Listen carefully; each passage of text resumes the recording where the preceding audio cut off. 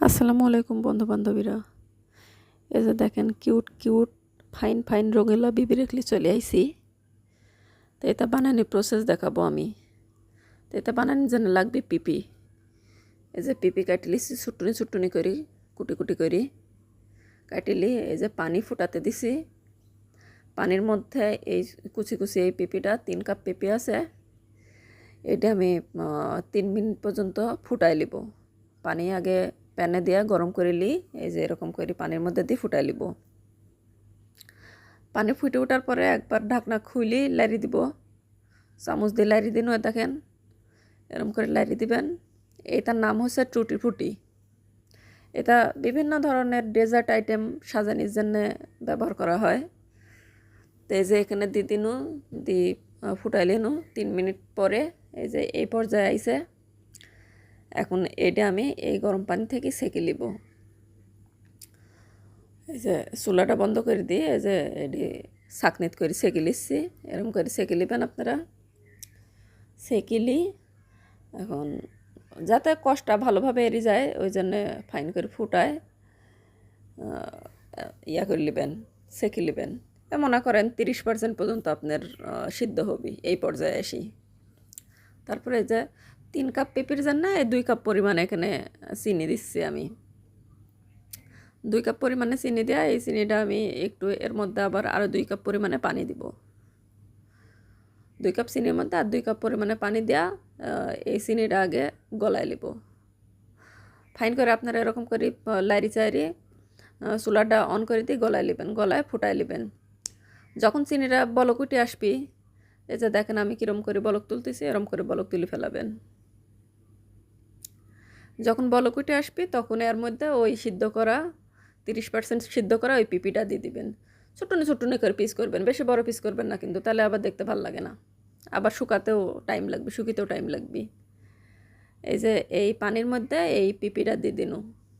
পিপিটা দিয়ে এখন হচ্ছে হাই হিট দিয়া, মানে সেরম সর্বোচ্চ হিট দেয় এটা আগে বলক তুলে নেবেন। বলক তুললে ওই যে মিডিয়াম আছে এটি আবার সিদ্ধ করতে থবেন। এই যে উপরে যে গাদের অংশ থাকবে এই গাদের অংশটা তুলে ফেলাই দিবেন। এই যে চামচ দিয়ে আমি যেভাবে তুলনো এইভাবে তুলে ফেলাই দিবেন।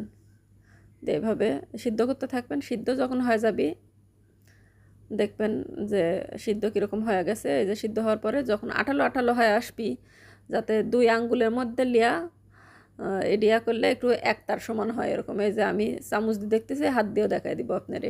এই যে চামচ দিয়ে দেখতেছি তার হয় কি না। এই যে আঙ্গুল দিয়ে দেখবেন আঠালো আঠালো, এই যে এই আটা আটার মতো হবে। এই তখন এই পর্যায়ে এডি হচ্ছে নামায় ফেলাতে হবে। আটা আটা হয়েছে দেখেন। ও এর আগে এর মধ্যে আবার যে যেরকম ফ্লেভার খাবেন, ওই গন্ধ ফ্লেভার ওইটি দিয়ে দিবেন। তা আমি হচ্ছে এখানে কমলার ফ্লেভার দিয়ে দিনু, অরেঞ্জ ফ্লেভার দিয়ে দিনু। আর যদি চান যে না এটি দিবেন না, ওই লেবুর রস দিলেও পারেন। লেবুর রস দিলে একটু ট্যাঙ্গা ট্যাঙ্গা টক টক হবি, ওরকম সেন্ট বাড়াবি। তাই আমি হচ্ছে একটু অরেঞ্জ ফ্লেভার দিয়ে দিনু, দিয়ে এটি নামাবো। নামায় এই যে একটু রস রস থাকবে, কিন্তু একবার শুকিয়ে যাবি। এই যে একটু রস রস থাকবে, তখন এই যে বাটিত বাড়ি লিনু আমি, বাটিত বাড়ি লিনু। এর মধ্যে এখন রং মিশিব আমি। এই যে সবুজ রং দিনু এখন। তারপরে 4 বাটিত লিছি 4 কালার দিব। এই যে এটি একটু পিঙ্ক কালার, দেখেন গোলাপি কালার আর কি, একটু গোলাপি কালার দিয়ে দিন এটির মধ্যে। আর একটা বাটির দিব হচ্ছে কমলা কালার, আর একটা বাটির দিব বেগুনি কালার। 4 রকমের কালার দিব আমি। এই যে একটু কমলা কালার দিয়ে দিন, একটু বেগুনি কালার দিয়ে দিব। এখন ওই বাটির বেগুনি কালারটা দিয়ে দিব। দেখেন কিভাবে আমি করতেছি। আর এটা কিন্তু একটু রস রস থাকবে, একবার শুকিয়ে যাবিলে একটু রস রস থাকবে। এই যে এখন মিশিয়ে নিব। আর আরেকটা ভালো কথা, মানে একটা চামচ আর একটার মধ্যে আরেকটা রঙের মধ্যে মিশিয়ে যাবিলে, সব আলাদা আলাদা ইয়ে করে ভিন্ন ভিন্ন করে চামচ দিয়ে ভিন্ন ভিন্ন বাটিত মিশিবেন। তো এই যে ফাইন করে এরম করে মিশিয়ে নিন, রঙগুনি মিশিয়ে নিন। এর সাথে দেখেন আমি কী করে মিশিয়েছি, এরম করে সব ফাইন করে মিশিয়ে নেবেন। 4 বাটির রঙে আমি মিশিয়ে নিব আলাদা চামচ দিয়ে। আর নয়তো একটা চামচই যদি হয় তাহলে ধুই নেবেন, তাছাড়া এক রঙ আর এক রঙের মধ্যে চলে যাবে, তখন আর ভালো লাগবে না দেখতে। তো এই যে মিশিয়ে নিন।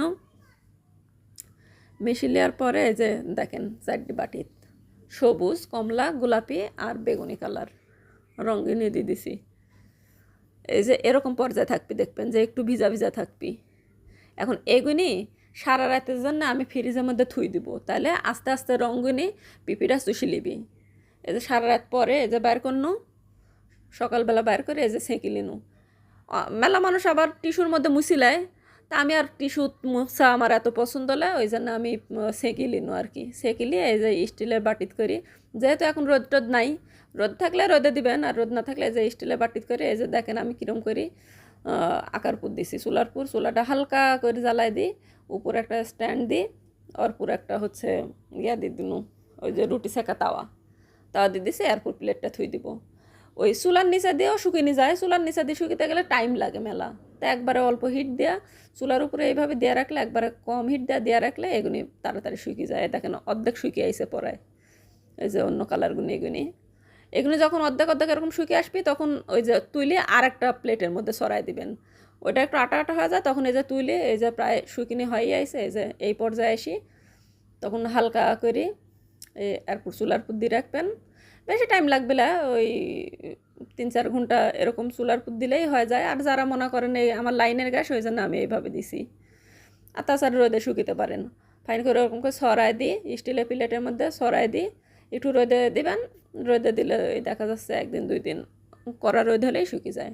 এই যে দেখেন আমি শুকিয়েছি, কি সুন্দর হয়েছে, ফাইন ঝরঝরি হয়ে গেছে। দেখেন এটি ঝরঝরি হয়ে গেছে, এটি এখন মনে করেন রেডি হয়ে গেছে। এটি যে কোনো কেকে খেতে পারবেন, যে কোনো হচ্ছে কেক, কর্ন, জর্দা পোলাও বলেন, বিভিন্ন ধরনের আইসক্রিম বলেন, এগুলি সাজানির ক্ষেত্রে এগুলি ব্যবহার করা হয়। বাচ্চারা ক্যান্ডি হিসেবেও খেতে পারে। এই যে সুন্দর ফাইন কালারফুল ক্যান্ডি মনে করেন পিপি দিয়ে হয়ে গেল। এটা বাজারে থেকে কিনতে গেলে মেলা দাম, তো অত দাম দিয়ে কেনার কি দরকার, যদি বানায় নিয়ে যায় এত সহজে বাড়ি, তাহলে আর এত দাম দিয়ে কেনার দরকার আছে। As a fine candy